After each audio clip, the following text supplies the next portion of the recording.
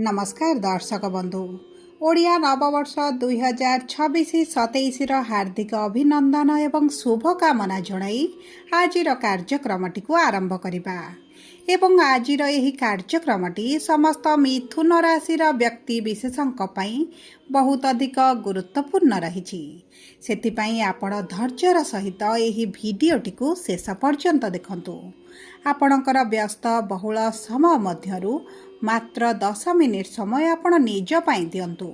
निज भविष्यत विषय रे जानंतु। देखंतु एही भिडियो रे आपण सेही 6टी भविष्यतवाणी विषय रे जानिबे जहा 2026 एवं 27 ओडिया नववर्ष मध्यरे ग्रहमानक गोचर अनुसार आपणक जीवन रे निश्चित घटिबो एवं आपण लिखि रखंतु यह संपूर्ण सत्य अटे। आपणक जीवन रे एही 2026-27 रे एही सबु तारीख गुड़िकरे गुरुत्वपूर्ण घटना मान निश्चित घटिबो जहा आपणकर भाग्य भविष्यत को परिवर्तन करिबो। किंतु सर्वप्रथमे जानि रखिबा अत्यंत आवश्यक जे समस्तंकर जन्म कुंडली भिन्न भिन्न होइथाए एवं पूर्व जन्मर कर्म अनुसार एही जन्मर कुंडली प्रस्तुत हुए। सेथिपई आपणक कुंडली अनुसार आपणक जीवन रे जहा घटिबार थिबो ताहा निश्चित घटिबो। किंतु धर्मशास्त्र एवं ज्योतिष शास्त्र साहाय्य रे आपण भविष्यत रे हेबाकु थिबा घटना विषय रे आगरु जानि परिबे एवं प्रतिकार मध्य करी आपण बड़ घटना को छोट करि परिबे। ता सहित देखंतु ग्रह मानकर गोचर जहा समस्त ब्रह्मांडर गोचर करूछंती सेमाने आम समस्तक जीवन रे बड़ प्रभाव पकाई थांती। किछि ग्रहंकर गोचर राशि परिवर्तन आम मानकु शुभ फल प्रदान करि थांती एवं किछि ग्रहंकर गोचर आमकु अशुभ फल मध्य प्रदान करि थांती। सेथिपाई एही 2026-27 ओडिया नववर्ष रे आपण देखिबे आपणक जीवन रे बड़ परिवर्तन आसिबो। किंतु परिवर्तनटी खराब रहिबो ना भलो जानिबा पाई आपण भिडियोटी को निश्चित भाव रे शेष पर्यंत देखंतु एवं शेष पर्यंत देखिले आपण जानिबे कोन रहिछि सेही 6टी भविष्यतवाणी जहा आपणक जीवन रे आगकु घटिबा पाई जाउछि। किंतु भिडियोटी आरंभ करिबा पूर्वरु जदि आपणकर भी मिथुन राशि होइथाए एवं आपण भी ईश्वर को आंतरिक भक्ति एवं विश्वास करंती तेबे भिडियोटी को लाइक करंतु। कमेंट बॉक्स रे जय जगन्नाथ जय मां लक्ष्मी अवश्य लिखि दियंतु। ता सहित आम सह जोगाजोग करिबा पई भिडियोर मध्य भाग रे एक व्हाट्सएप नंबर टिए दिया जाइछि। जो नंबर साहाय्य आपण आम सह जोगाजोग करी निजर नूतन कुंडली प्रस्तुत करि परिबे, कुंडली विश्लेषण कराई परिबे किंबा आपणकर चाकरी विवाह व्यवसाय प्रेम संपर्क शिक्षा स्वास्थ्य को नहीं किछि समस्या रहिछि ताहार सहजरे एवं स्वल्प मूल्य रे समाधान करि परिबे। सेथिपाई आपण आम सह भिडियोर शेष पर्यंत जोड़ी होई रुहंतु एवं व्हाट्सएप नंबर माध्यम रे आम सह जोगाजोग करी खूब कम मूल्य रे आपणक समस्यार समाधान करंतु।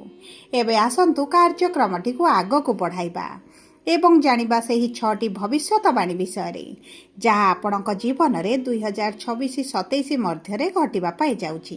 किंतु आपण ध्यान देई बुझिबार अछि जे केउ क्षेत्र गुडी करे एही परिवर्तन गुडी का आपणकर घटिबो। आपणकर शिक्षा रे ना कैरियर रे ना प्रेम संपर्क रे ना वैवाहिक संपर्क रे ना आपणकर स्वास्थ्य रे।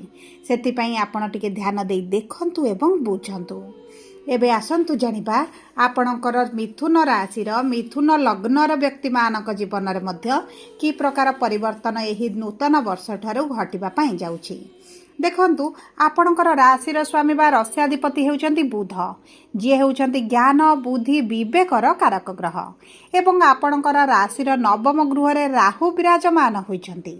दशम भाव रे शनि संपूर्ण वर्षटी विराजमान रहिबे एवं शनि हेउचंती कर्मर कारक ग्रह बा न्यायर देवता अटंती। तेणुकरी एही वर्ष आपण कर्म प्रवण रहिबे। जदि देखिबा एही ओडिया नववर्ष परठारु 12टी जाक राशि मध्यरु केवल मिथुन राशिर व्यक्ति विशेष माने सबुठारु अधिक कर्म प्रवण रहिबे। कारण शनि आपण को कर्म कराइबे एवं आपण को सुरक्षा प्रदान करिवे। जो माने चाकरीर संधान रे रहिचंती सेमान को चाकरी प्राप्त कराइबे। तेबे देखंतु आपणकर राशि जहाँ भी होना कहीं जदि आपणकर लग्नटी मिथुन होइथाए तेबे देखंतु एही ओडिया नववर्ष अनुसारे आपणकर लग्नाधिपति होउचंती बुध, पंचमाधिपति होउचंती शुक्र एवं नवमाधिपति होउचंती शनि।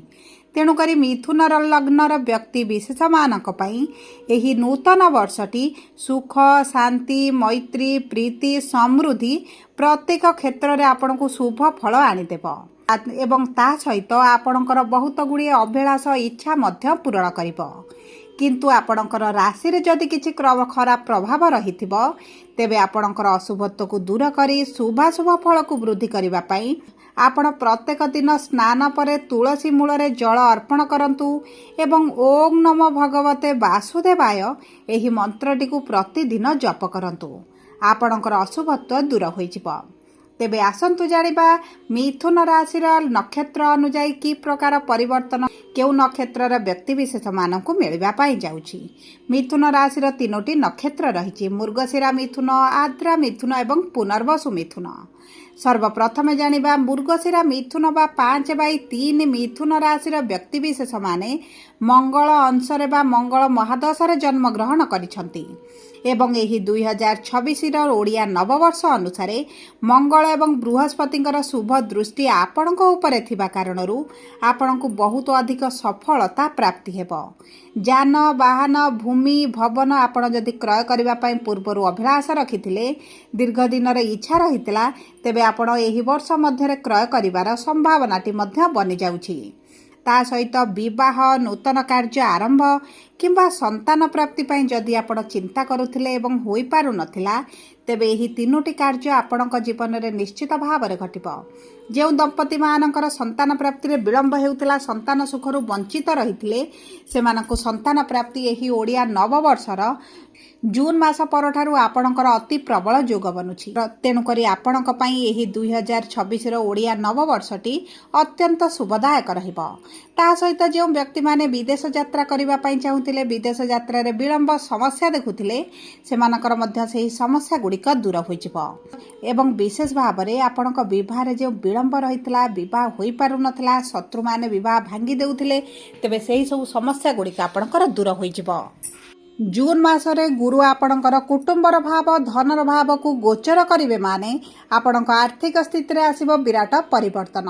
आपणकर आर्थिक समस्याटी दूर होइजिबो। अधिकांश ऋण करज सुझिबा पई आपण सक्षम होइजिबे। एबे आसंतु जानिबा आद्रा मिथुन राशि बा 6/3 मिथुन राशि व्यक्ति विशेष माने राहु अंशरे बा राहु महादशा जन्म ग्रहण करिसंती एवं एही 2026 वर्षर ओडिया नववर्ष अनुसार राहु जेहेतु खराब स्थिति रे थिबारु आपणकर किछिटा बदनामी होई पारे, आपणकर किछिटा मानहानि होई पारे, दुर्नाम होई पारे एवं आपणकर एही भली किछिटा मान सम्मान हानि जनित पीड़ा आपण अनुभव करि पारंती। विशेष भाव में जदि आपण प्रेम संपर्क रे अछंती, तेबे आपणक संपर्क रे आपणको बहुत अधिक सावधान रहिबा को पड़िबो, सतर्क रहिबा पई पड़िबो। किंतु आपणक कर्मर भाव रे शनि विराजमान होइथिबारु आपणकर जदि सरकारी चाकरी हेउ किंबा प्राइवेट चाकरी पई आपण चेष्टा करूछंती, एही संपूर्ण वर्ष आपणक भाग्य साथ देबो। आपणको चाकरी प्राप्त होई पारे, आपणकर दीर्घ दिनर अभिलाष पूरण होई पारे, लाभ रे वृद्धि घटिबो। जदि नूतन व्यवसाय आरंभ करबा पई चाहुचंती, तेबे आपणक व्यवसाय आरंभ करबा पई मध्य संपूर्ण वर्षटी आपणक पई उत्तम रहिबो। किंतु आपणक कर्म एवं मान सम्मान को आपणको टिके जगिबा पई रहिबो। एबे आसंतु जानिबा पुनर्वसु मिथुन बा 7/3 मिथुन राशि व्यक्ति विशेष माने गुरु महादशा बा गुरु अंशरे जन्म ग्रहण करिसंती एवं एही 2026 ओडिया नववर्ष अनुसार गुरु आपणक पई उच्चस्थ एवं द्वितीय भाव में विराजमान करुथिबारु आपणक मानसिक दुश्चिंता दूर होइजिबो। परिवार मध्य आपण सुख समृद्धि वृद्धि हेबार देखिबे। सुखद समय आपण अतिबाहित करिवे। संतान सुख प्राप्ति करिवे। आर्थिक क्षेत्र में सफलता आपण को प्राप्त हेबो। संतानक भाग्य तांकर साथ देबो। जदि संतानक क्यारियर को नहीं, भविष्यत को नहीं, भाग्य को नहीं आपण चिंतित अछंती, तेबे सेही चिंता गुड़िक आपणकर दूर होइजिबो। आपणक सुख सुविधा रे वृद्धि घटिबो। जमी भूमि जान वाहन क्रय करिवार मध्य संभावनाटी देखा जाउछि। ता सहित जदि आपण विदेश ग्रस्त करबा पई जाउ किंबा आपण विदेश रे बसवास करूछंती, तेबे मध्य आपणक पई अत्यंत शुभदायक रहिछि। संपूर्ण वर्षटी भाग्य साथ देउछि। ता सहित देवगुरु बृहस्पतिंकर शुभस्थ दृष्टि उच्चस्थ दृष्टि आपणक विवाहर भाव रे थिबारु विवाहर अति प्रबल जोग बनुछि। ସବୁପରେ ଆପଣଙ୍କର ଅଶୁଭତ୍ୱକୁ ଦୂର କରି ଶୁଭାଶୁଭ ଫଳକୁ ବୃଦ୍ଧି କରିବା ପାଇଁ ଆପଣ ପ୍ରତିଦିନ କ୍ଷୀରରେ ହଳଦୀ ମିଶାଇ ପାନ କରନ୍ତୁ କିମ୍ବା ଆପଣଙ୍କ ସ୍ନାନ ଜଳରେ କିଛିଟା କ୍ଷୀର ଏବଂ ହଳଦୀ ମିଶାଇ ମଧ୍ୟ ସ୍ନାନ କରିପାରିବେ। ତୁଳସୀଙ୍କର ସେବା ଆପଣ ପ୍ରତିଦିନ କରନ୍ତୁ ଏବଂ ତା ସହିତ ବିଷ୍ଣୁ ସହସ୍ର ନାମ ପାଠ କରନ୍ତୁ କିମ୍ବା ଆପଣ ଶ୍ରବଣ ମଧ୍ୟ କରିପାରିବେ। ଏବଂ ମନେ ରଖନ୍ତୁ, ବୁଧଙ୍କ ବୀଜ ମନ୍ତ୍ର ପ୍ରାତଃ ସମୟରେ 108 ଥର ପାଠ କରନ୍ତୁ। ଆପଣଙ୍କର ଅଶୁଭତ୍ୱକୁ ଦୂର ହେବ, ଶୁଭାଶୁଭ ଫଳ ପ୍ରାପ୍ତି ହେବ। ଯଦି ଆପଣଙ୍କର ମିଥୁନ ରାଶି ହୋଇଥାଏ, ଭିଡ଼ିଓଟି କିଭଳି ଲାଗିଲା କମେଣ୍ଟ ବକ୍ସରେ ଲେଖି ଜଣାନ୍ତୁ। ଯଦି ଆପଣଙ୍କ ପ୍ରିୟଜନଙ୍କର ମିଥୁନ ରାଶି ହୋଇଥାଏ, ଭିଡ଼ିଓଟି ତାଙ୍କ ସହିତ ସେୟାର କରନ୍ତୁ। ଧନ୍ୟବାଦ।